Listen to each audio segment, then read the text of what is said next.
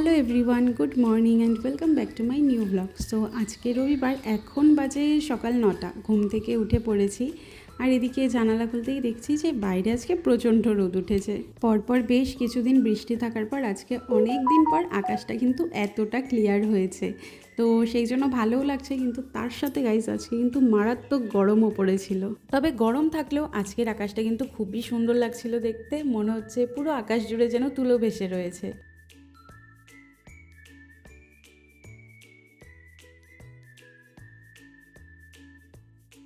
তো দেখো, আজকে সকাল থেকেই ভিডিওটা স্টার্ট করলাম আর ফ্রেশ হয়ে এখন চলে আসছি আমি আমার জন্য এক কাপ চা বানাতে, কারণ চা ছাড়া তো আবার আমার সকালটা শুরুই হয় না। আর আজকে বাড়িতে একটা প্রোগ্রাম আছে, তো ভাবলাম সারাটা দিন মানে যতটা পারি তোমাদের সাথে শেয়ার করার চেষ্টা করব।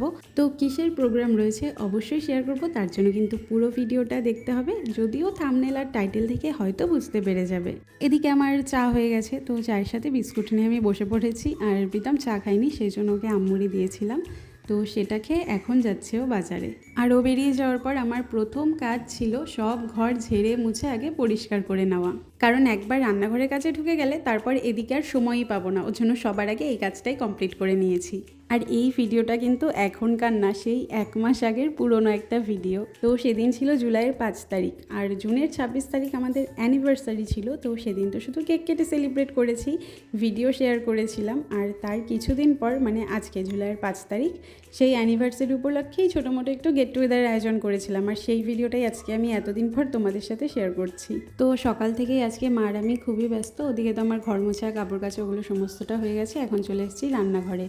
তো মা লাঞ্চের জন্য রান্না করছে আর এদিকে আমি এই যে পেঁয়াজ নিয়ে বসে পড়েছি, যেগুলো কালকে রাতেই ছুলে রেখেছিলাম। তো ওগুলোই এখন বসে বসে কাটলাম। আর তাছাড়া আমি কালকে রাতেই অনেকটা কাটাকুটির কাজ এগিয়ে রেখেছি, কারণ আমার ওই পরের দিন তাড়াহুড়ো করে কাজ করার থেকে মনে হয় আগের দিন যতটা সম্ভব কাজ এগিয়ে রাখা ভালো।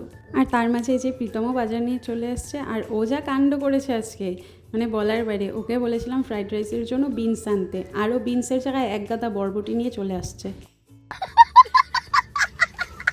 যখন জিজ্ঞেস করলাম যে তুমি বিনস বলাতে কি করে তোমাকে বরবটি দিয়ে দেয়, তখন বলে যে আমি তো বলিই নাই, আমি আঙুল দিয়ে দেখাই বলছি যে আমাকে ওগুলো দিয়ে দিন। মানে আমার বর আলাদাই লেজেন্ড, এদিকে সবজি চিনবে না অথচ মুখ দিয়ে বলতে ওর কষ্ট। এরপর এখন মাংসে দেওয়ার জন্য আলু ছুলে কেটে নিচ্ছি। না, এই 1 প্লাস্টিক আলু তো অবশ্যই দেবো না, যতটুকু লাগবে ততটুকুই দেবো। তো কাটাকুটির যা কাজ ছিল সেগুলো তো হয়ে গেছে সবটা। এবার দেখো, শুধু ডিনারের ব্যবস্থা করলে তো হবে না, সন্ধেবেলাও তো স্ন্যাক্সের জন্য সবাইকে কিছু দিতে হবে। তো সেগুলোই আমি ইনস্টামার্ট থেকে অর্ডার করেছিলাম, যেগুলো এখন চলে এসছে। তো এই ফ্রোজেন 3 রকমের ফ্রাইস নিয়েছিলাম আর সাথে একটা কোল্ড ড্রিঙ্ক, কারণ আজকে প্রচণ্ড গরম পড়েছে, তো কোল্ড ড্রিঙ্কস ছাড়া তো চলবেই না। তো এগুলোকে এখন ফ্রিজে রেখে দিলাম। আর এদিকে মা এখন ছোলার ডালটা বসিয়েছে। তো আজকে রাতের মেনুতে হবে ফ্রাইড রাইস, ছোলার ডাল, চিকেন কষা, চাটনি আর পাঁপড়। তো একদম সিম্পল, সেরকম তামঝাম কিচ্ছু নেই। তো বেসিক্যালি আজকে রান্নার মেন ডিপার্টমেন্ট মানে ফ্রাইড রাইস আর চিকেন কষাটা মিঠু আর দিদি মিলে করবে, আর মা সেই জন্য এদিকে আগে ছোলার ডালটা আর চাটনিটা করে নিয়েছে।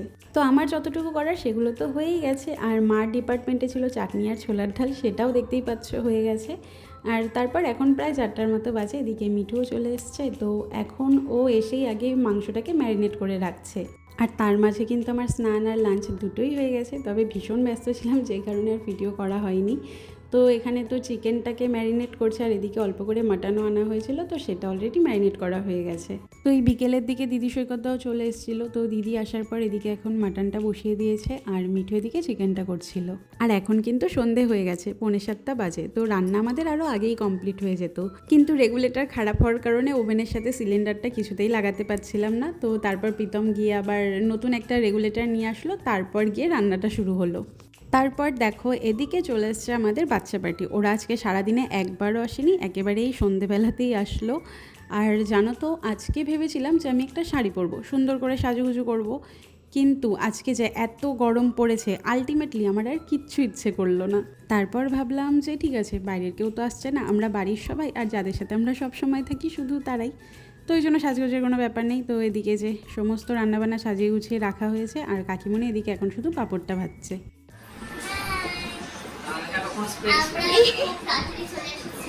না না, দেরি করে আসো, আমাদের দেরি হয়ে গেছে। ভালো করেছো। এত দেরি করলা কেন তুমি? কাজ করে আসলাম।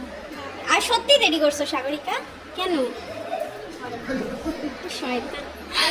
আবার এগুলা কেন আনতে গেছো? দরকার ছিল। যাক ভালোই করছো আইনে। ওই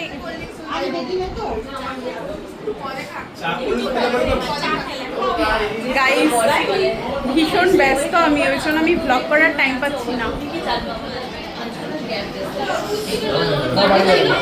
আমি হাই কর, হাই।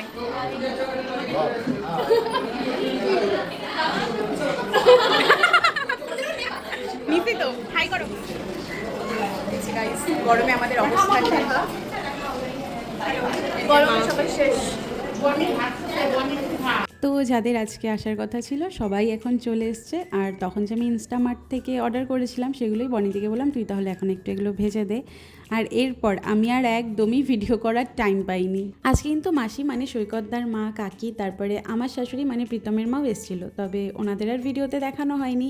আর এখন তো খাওয়া দাওয়া করে চলেও গেছে, কারণ অনেকটাই রাত হয়ে গেছে, বাজে 11:15, আর ওরা তো সেই অনেকক্ষণ আগেই চলে গেছে। তা এখন মহুয়া, অভিষেক দা ওরা যাচ্ছে, আর তার একটু পরে সাগরিকা, গৌরবও চলে গেল। আর আজকে সকাল থেকে প্রচণ্ড রোদ আর গরম থাকলেও এখন কিন্তু ওয়েদারটা বেশ ভালো, কারণ খুব সুন্দর হাওয়া দিচ্ছিল। আর তার সাথে আকাশটা থেকে বুঝতে পারছো কি না জানি না, পুরো কালো মেঘ করে আছে, মনে হচ্ছে বৃষ্টি হবে। আর আজকে কিন্তু আমি অনেক গিফটও পেয়েছি। তো গিফট পেতে তো আমাদের সবারই সবসময় ভীষণ ভালো লাগে, তো আমারও খুব ভালো লাগছিল। তো সেগুলোই এখন আনবক্স করছিলাম, আর ভাবলাম তোমাদেরকেও একটু একটু করে দেখিয়ে দিই যে কী কী গিফট পেয়েছি। যাই হোক, তো চলো ভিডিওটা আমি এখানেই শেষ করছি। ভিডিওটা ভালো লাগলে লাইক কমেন্ট করো, ফেসবুক থেকে দেখে থাকলে পেজটা ফলো করে দিও, আর ইউটিউব থেকে দেখে থাকলে সাবস্ক্রাইব করে দিও। দেখা হবে আবার নতুন ভিডিওতে।